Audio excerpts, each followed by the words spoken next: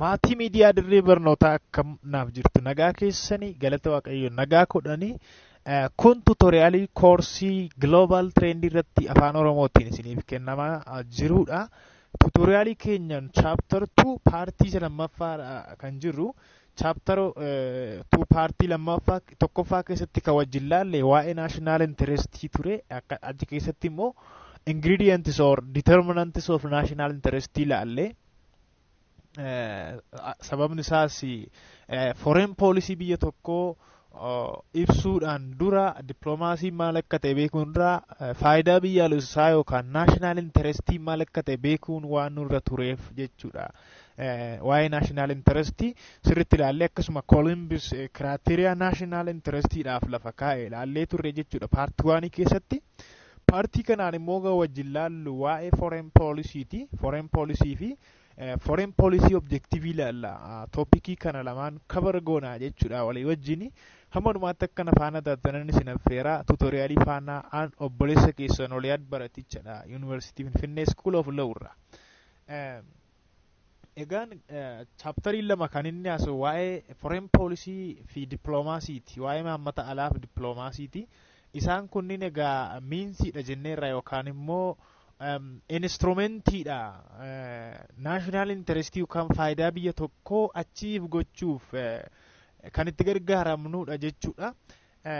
Foreign policy jechuun maal jechuudha yookaan imaammata alaa jechuun. Egaan waa'ee imaammataa yookaan poolisii gaafa kaafnu imaammanni gosa lamatu baha jechuudha biyyi tokko.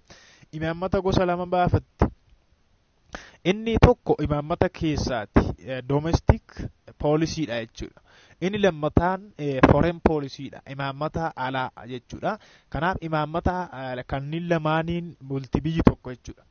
Foreign policy egaa imaammata alaa jechuudha. Afaan Oromootti literally gaafa hiiknu maal jechuudha? Foreign policy of a state the actions, decisions and goals that states pursue toward the outside world jechuudha. Gochoota murtoowwanii fi galma biyyi tokko biyya alaa wajjin galmaan ga'uudhaaf jechuudha. Galma tokko qabdi biyyi tokko murtoo wayiis dabarsite jechuudha. Biyyoota biraa wajjin wal qabate kan isheen baafattutu foreign policyidha jechuudha. Biyyoota alaa yookaan biyyoota biraa wajjin wal qabate actioniiwwan ishee gochiiwwan ishee murtoowwan ishee fudhattuu fi galma isheen kaa'attutu foreign policyidha jechuudha. Foreign policy keessatti keessi jechuudha kana hundumaa egaa. Foreign policy is a set of political goals. Foreign policy walitti qabama yookaan tuuta galma siyaasaa ta'ee that seeks to outline how a particular country will interact with the other countries of the world. Biyyi tokko biyyi wayii jechuudha. Biyya addunyaa biyya biraa wajjin akkamitti akka interact gootu yookaan wal qunnamtu outline kan godhuudha jechuudha yookaan kan ibsuudha. Kan ibsu yookaan kan lafa kaa'uudha jechuudha foreign policy yookaan imaammanni alaa. It is shaped by both external or systemic factors and internal factors. Foreign policy egaa faaktoriiwwan lamaan kan inni shaped ta'u yookaan kan inni bocamu boca wayii akka qabaatu kan godhani tokko internal factoriitu jira. Faaktoriiwwan keessoo biyyatti jechuudha. Fi lammaffaan immoo external factoriitu jira jechuudha. Biyyaan ala faaktoriiwwan alaatu jira jechuudha. The most important concept and central issue of foreign policy is national interest. Akkuma paartii jalqabaa keessatti foreign policy ilaaluun dura national interest ilaalle jechuudha. Konseptii ijoon as keessatti foreign policy keessatti haasofnu issue of foreign policy keessatti kan haasofnu national interest jechuudha. Faayidaa biyyoolessaati. Faayidaan biyyoolessaa yoo hin jiraanne foreign policy dippiloomaasiin yookaan economic instrumentii ta'uu danda'a military instrumentiin hin barbaachisu jechuudha. Maaliif faayidaan biyyoolessaa bakka hin jirretti hin barbaachisu. Biyyi tokko faayidaa biyyoolessaa wayii qabaatti. Faayidaa achiif gochuudhaaf waan barbaaddu wayii qabdi. Sana galmaan ga'uuf egaa foreign poolisiin akka miinsitti gargaara, akka karaatti jechuudha. Jennee ramini paartii darbe keessatti foreign poolisiin akka karaatti gargaara. Akka karaatti gargaara.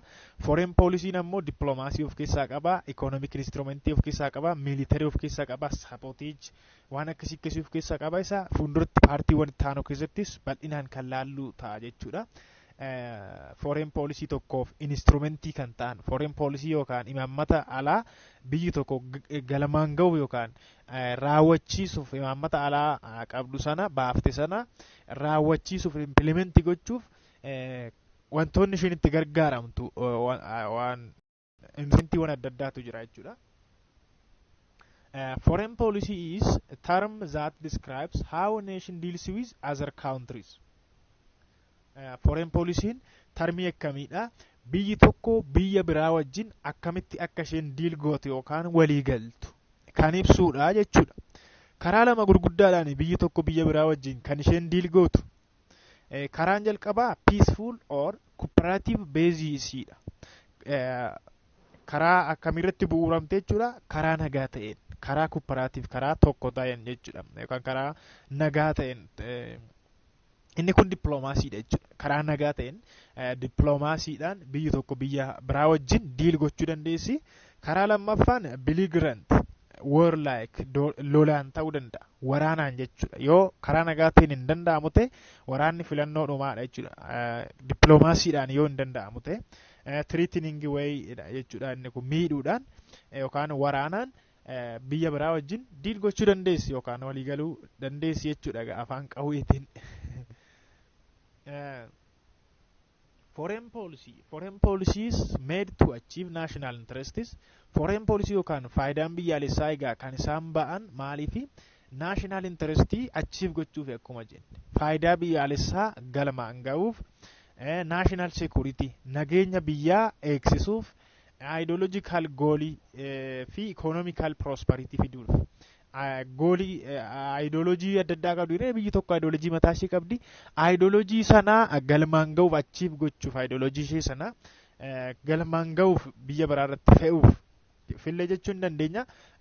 Fi economic prosperity badhaadhina diinagdee fiduudhaaf jechuudha. Badhaadhina diinagdee biyya sanaa fiduudhaaf foreign policy'n akka instrumentiitti nu gargaara jechuudha. The objectives of states vary greatly. Objective yookaan kaayyoon biyyootaa baay'ee adda addaadha. Baay'ee adda addaadha. Garuu biyyi hundi jechuun hin danda'ama. Biyyi hundi jechuun hin danda'ama. Kaayyoon isaanii preserve themselves tokko ofii isaanii tursiisu survivalii jechuudha. Biyyattiin akka biyyaatti akka itti fuftu gochuu. Lammaffaan maintain their independence. Birmadummaa isaanii eegsisu, sovereignty isaanii kabachiisu, independent taate akka itti fuftu, biyyattii biyya of dandeesse taate akka itti fuftu. Sadaffaan ammoo security, nageenya biyya sanaa eegu. Kun biyyoota hunda kan tokko taasisudha jechuudha. Kana ni barbaadu biyyoonni hunduu jechuudha. Kaayyoon kan biraan kaayyooleen adda adda kan yoo isaan godhan illee jechuudha. Isaan ilaalla objective foreign policy objective ilaalla jechuudha. Tufee paartuma kanaani. This can occur as a result of peaceful cooperation. Kun egaa ta'uu kan danda'u jechuudha. Kun kamtu jechuudha. Preserve themselves. Ofii isaanii tursiisu, survivalii, maintain their independence fi security isaanii eegsisuu kan danda'an tokko karaa cooperation, peaceful cooperationidhaan, karaa nagaatiin, dippiloomaasiidhaan jechuudha. Karaa lammaffaan ammoo aggression, war or exploitation jechuudha. Waraanaan yoo hin danda'amne ta'e lolaan jechuudha. Lolaan waraanaanis galmaan ni ga'u jechuudha. Wantoota armaan gadii kana, armaan olitti ilaalle kana. Foreign policy also involves specific instruments and tactics that must be employed to realize those objectives and goals. Foreign policy akkasumas instrumentiiwwan fi meeshaalee fi taaktikii yookaan tooftaawwan objektiivii yookaan kaayyoo fi galma sana ittiin galmaan ga'uuf itti fayyadaman of keessaa qaba jechuudha, involve godha. Isaan keessaa tokko the most widely employed instruments of foreign policy topic jedhu jalatti ilaalla jara kana bal'inaani. Tokko diplomatic bargaining, diplomatic karaa peaceful ta'een ambaasaddaroota wal jijjiiruudhaan diplomatic bargaining yookaan araarama dippiloomaasiitiin jechuudha. Inni lammaffaan economic instrumentiidha. Isaan kana egaa akkuma isiniin jedhe instruments of foreign policy jalatti ilaalla jechuudha. Foreign policy tokko galmaan ga'uudhaaf yookaan raawwachuuf implement gochuuf biyyi tokko meeshaalee itti gargaaramtuudha jechuudha. Isaan kunniin diplomatic bargaining, economic instrument warri jennuun isin jiru. Isaanis immoo ilaalla bal'inaan paartii taanu keessatti propaganda ta'uu danda'a, terrorizimii illee fayyadamuu dandeessi biyyi tokko. Akkasuma immoo use of force waraanallee yeroo itti fayyadamtutu jira jechuudha. Well, each instrument is used to affect the behavior of other states and has an element of power. Instrumentiiwwan kunniin jechuudha hundi isaanii jechuunis diplomatic bargaining, economic instrument, propaganda, terrorism fi waraanni jechuudha. Military instrumentiin kunniin hundi isaanii jechuudha amala biyya tokko affect gochuu, amala biyya tokko irratti dhiibbaa uumuu akkasumas aangoo of keessaa qabu jechuudha. Jechuun paaworii qabu. Paaworiidhaan yoo paaworiin hin jiraanne homtuu gochuu hin danda'amne. Paaworiin currency international warri akka inni sana jechuudha. International relation keessatti paaworiin currency dha waan ta'eef. Every state is aspires security and survival to achieve in the short run as the first priority among various foreign policy objectives. Foreign policy objective adda addaan jiraachuu danda'a biyyi tokko. Foreign policy adda addaa qabaachuu dandeessi. Imaammata alaa baay'ee qabaachuu dandeessi. Garuu achi keessaa warri dursi kennamuuf short run keessatti yeroo gabaabaa keessatti galmaan ga'uuf baay'ee koorii warra ta'an yeroon kan ittiin kennamne jechuudha. Survivalidha jechuudha. Preservism salphise akka jenne san survival. Biyyi sun akka biyyaatti akka itti fuftu. Lammaffaa immoo security nageenyi biyya sanii akka eegamu. Nagaa biyya sanii akka eegamu jechuudha. Kun yeroon kan ittiin kennamnee fi jalqaba irratti milkeessuudhaaf yookaan galmaan ga'uudhaaf kan isheen qabattu kaayyoo ijoodha jechuudha biyyi tokko. Amma paartii jechuunis sabtoopikii taanu kanatti jalatti kan laallu egaa foreign policy objectivii warra biraadha jechuudha.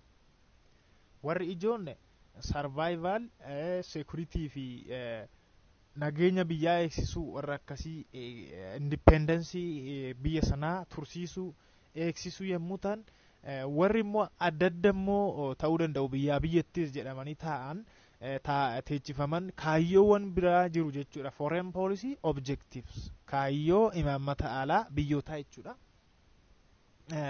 Foreign policy just like any policy akkuma policy kamuu jechuudha. Akkuma imaammata kamuu imaammanni alaa biyya tokko sets short term, medium and long term goals and objectives jechuudha. To be achieved in proportion to status capability. Akkuma dandeettii isaaniitti jechuudha biyyoonni kamuu imaammata alaa short termii kan ta'e yeroo gabaabaa keessatti galmaa fi kaayyoo isheen galmaan ga'uu barbaaddutu jira.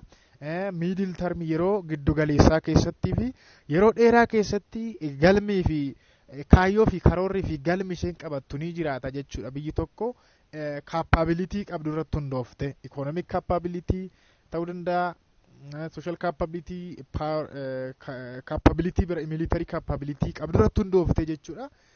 Short term ni jira yeroo gabaabaa keessatti milkeessuu kan barbaadu, middle term yeroo giddu galeessaa keessatti, medium term jechuudha. Fi long term yeroo dheeraa keessatti biyyi tokko goolii jechuunis galmi isheen qabattu ni jira jechuudha. Objective kaayyoon isheen qabattu ni jiraata. Such classification of foreign policy objectives is based on the combination of three criteria. Egaan ulaagaalee ijoo sadan kanarratti hundeefteeti jechuudha. Biyyi tokko gaafa foreign policy objective yookaan kaayyoo imaammata alaa gaafa baafattu inni criteria yookaan ulaagaan jalqabaa the value placed on the objectives. Gatiin objective yookaan kaayyoo sanaaf kenname. Gatii isheen kaayyoo sanaaf laattu gatii gaaf jennu baay'ee vital kan ta'an jiru. Baay'ee barbaachisaa core kan ta'an jechuudha. Barbaachisaa kan ta'an jiru fakkeenyaaf survivalii faa, security faa, independence faa isaan kun baay'ee yeroo gabaabaa keessatti raawwatamuun short run keessatti raawwatamuun kan itti jiraatu yeroon kan ittiin kennamnedha. Isaan fakkeenyaaf ilaalla tokko tokkoon the time element placed on its achievement. Yeroo hammamiitu nagaa yeroo kaayyoo sana yookaan galma sana raawwachuudhaaf yeroo nama ga'u yeroo barbaachisu irratti hundaa'amedha. Criteriyaan bira criteria sadaffaan the kind of demand the objective imposes on both states in the international system. Sirna addunyaawaa kana keessatti objectivii sun maal barbaada waan jedhu irratti impose gochuuf jechuudha. Objectiviin sun maal barbaada waan jedhu kana sadaan irratti hundaa'ame sadi jechuu hin dandeenya jechuudha. Short term, medium term fi long term ta'uu danda'a jechuudha. Based on these criteria waan sadan laalle kana irratti hundoofne jechuudha.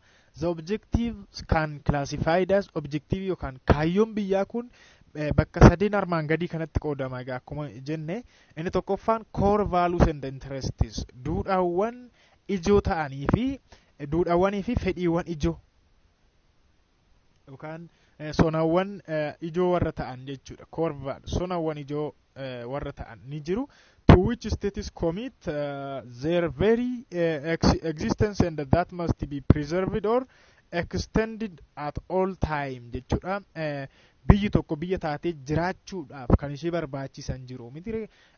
Sonawwan ijoon fakkeenyaaf ofii ishee survive gochuu, preserve gochuu, security wanti akka maintain independence jechuudha. Isaan kunniin core valuedha jechuudha. Sonawwan ijoo kan ta'anidha jechuudha. Middle range goal immoo warri ta'an jiru yookaan galma yeroo giddugaleessaa warri jennuun jechuudha. Which normally impose demands on several other states. Tokko tokkoon bal'inne ilaalla. Isaan kana ammaaf grasp goona. Commitment to their achievement are serious and the time limit also attached to them jechuudha. Time limitiin wayiin kennamaaf asii amma asiitti jedhame yeroon hin kennamaaf garuu yeroo gabaabaa keessatti miti kan isaanii raawwatamanii galmiiwwan kunniin jechuudha. Medium galmiin kun giddugaleessaa kuni inni sadaffaan universal long range goals warri jennuun jira.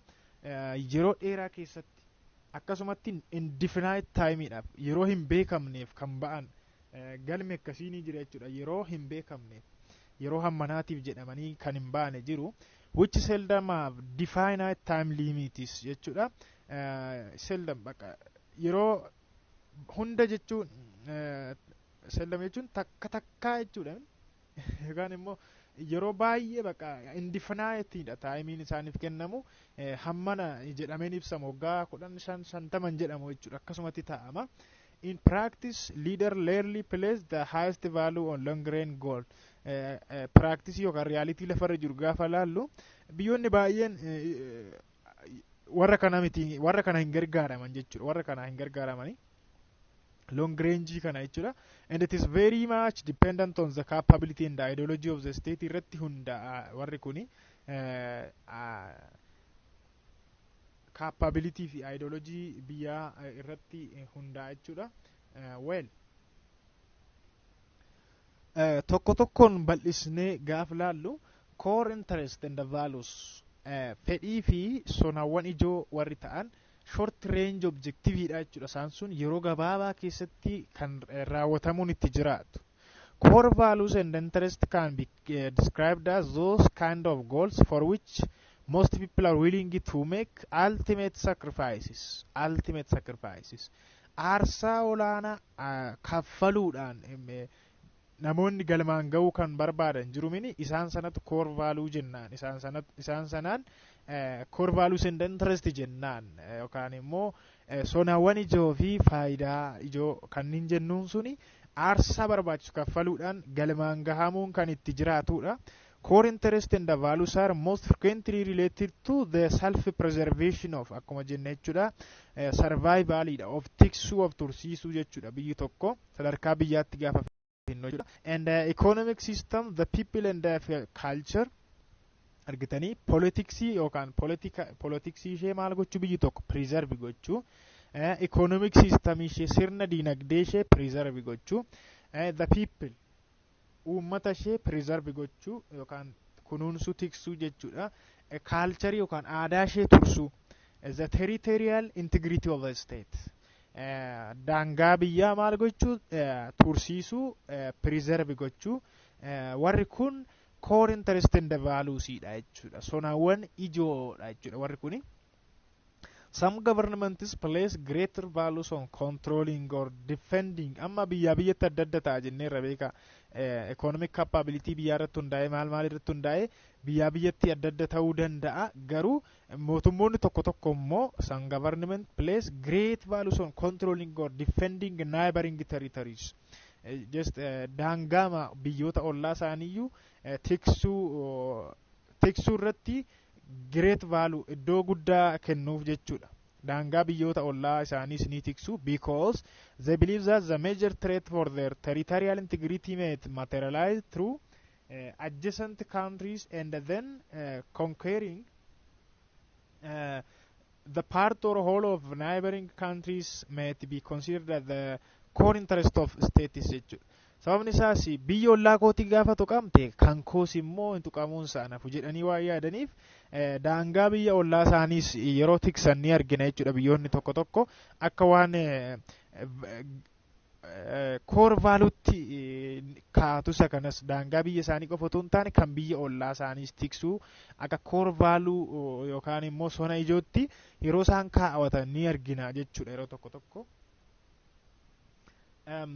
The most essential objective of any foreign policy, core interest and the values to ensure again yeroo baay'ee jechuudha foreign policy biyya kamuufu core interest and the values kan jennu maal dhugoomsuu fi ensure gochuu fi the sovereignty and the independence of the home territory independence biyyaa birmadummaa biyyaa territory biyyaa daangaa biyyaa maal gochuudha tiksuudha jechuudha. Sovereignty biyyaa tiksuudha akkasuma to perpetuate a particular political social and economic system based on that territory sanarratti hundaa'anii ammoo siyaasa ta'uu danda'a hawaasummaa yookaan diinagdee maal gochuudha perpetuate gochuudha. Kun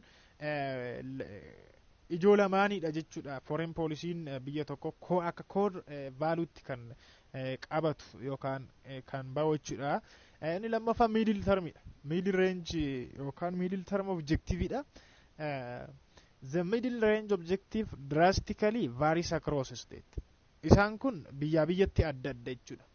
Biyyatti adda adda ta'u.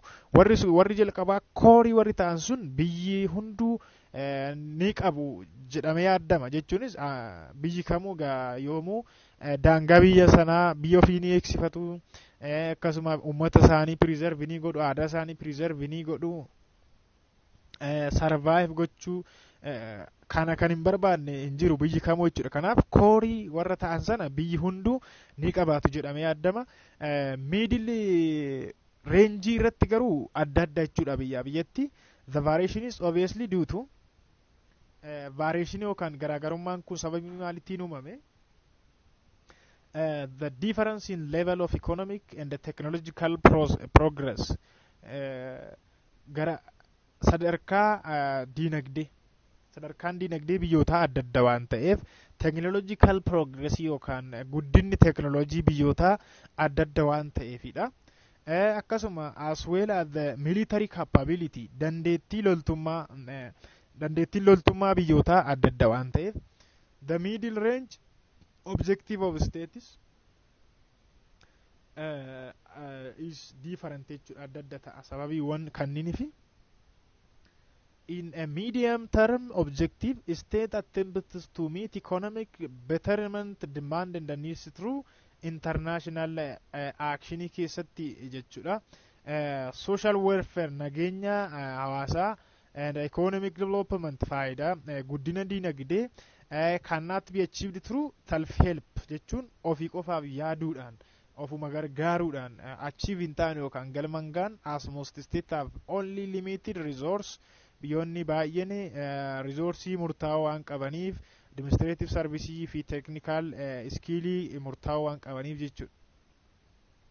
Trade foreign aid warri kunniin fakkeenyota middle term goolii yookaan objectivii jechuu hin dandeenyaaf trade daldala foreign aid gargaarsa alaa deeggarsa alaa jechuunis alaaf biyya tokkoof gargaarsa gochuu jechuudha. Access to communication facilities facilitiiwwan wal qunnamtii hawaasaa raadiyoonii TV ta'uu danda'a waan akkasii telecommunicationii waan akkasii ta'uu danda'a isaan sana guutuu source of supply adda addaa supply electric ta'uu danda'a water supply ta'uu danda'a guutuu and foreign market yookaan gabaa alaafaa ta'uu danda'a isaan kunniin egaa state necessary increasing social welfare tokko maal godhuudha hin guddisu social welfare yookaan nageenya biyyaa jechuudha hin guddisu isaan kan akka medium term objectivitti ilaaluu fudhachuu ni dandeenya objectiviin inni sadaffaan long range objectividha kaayyoo yeroo dheeraa keessatti biyyi tokko galmaan ga'uuf baafattuudha. Long range goals are those plans karoorawwan dreams abjuu yookaan yaada and vision mul'ata concerning the ultimate political or ideological organization of international system and the rules governing relations in the system jechuudha. Sistema addunyaa kana keessatti biyyi tokko karoora isheen baafattu pilaanii isheen baafattu yaada ishee fi mul'ata isheen qabduudha jechuudha. Ultimate political or ideological organization addunyaa kana keessatti jechuudha gara xumuraatti deemaa jirra in pursuing long range goals long range goal yookaan kaayyoo yeroo dheeraa kana galmaan ga'uudhaaf biyyi tokko states normally make universal demands jechuudha barbaacha addunyaa yookaan waliigalaa ta'e wayii barbaaddi biyyi jechuudha.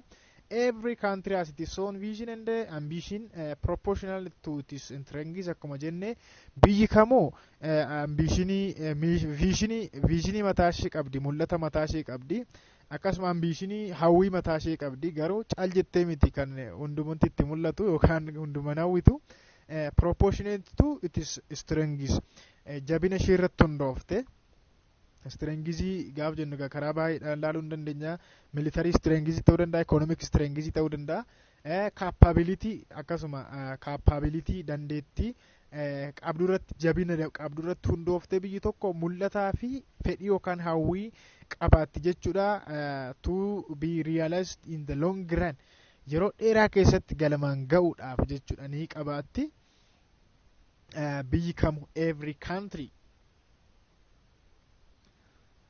walumaa galatti paartiin kun nuga asirratti paartii taanu jalatti foreign policy behavior faalaalla akkasuma determinants of foreign policy laalla wantoota foreign policy kana murteessan jennee azalatti ilaalla jechuudha paartii taanuuni hammasitti akka nagaa naaf taatan hawwii hin qabaa akkasuma miidiyaa dirree barnootaaf haaraa warri taatan immoo subscribe gochuudhaan maatii keenyatti akka dabalamtan viidiyoo kana immoo share comment like godhaa yaada qabaattan comment boxii jalatti barreessaadha tutorialii faanaan obboleessa keessan Oliyaad Baratichaan ture paartii taanutti wal arginaa nagaadhaan naa ture baay'een isin jaalladha immoo ciao bye bye